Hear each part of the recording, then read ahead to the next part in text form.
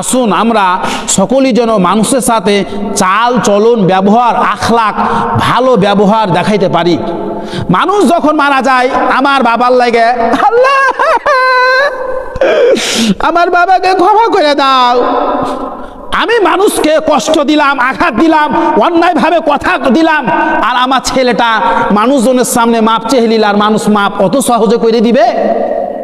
আপনি 100টা টাকা মানুষের কাছে পাইবেন, ঠিক মতো না দিলে আপনি তো গায়ে দিয়ে শেষ করে দিবেন, আর আপনাকে কষ্ট দিয়ে অন্যায়ভাবে কথা বলবে, অপবাদ দিবে, গায়ের জোরে কথা বলবে, গায়ের জোরে করবে, অন্যায়ভাবে কথা বলবে, আবার এই গায়ের জোরে অন্যায় বিচার করবে। আর আমার ছেলেটা যখন আমি মারা গেলাম তখন আমার বাবাকে মাফ করে দাও আল্লাহ, আপনারা সব মাফ করলে ইমাম সাহেব বলছে মাফ করে দাও, ওই মাপ সহজ হবে না।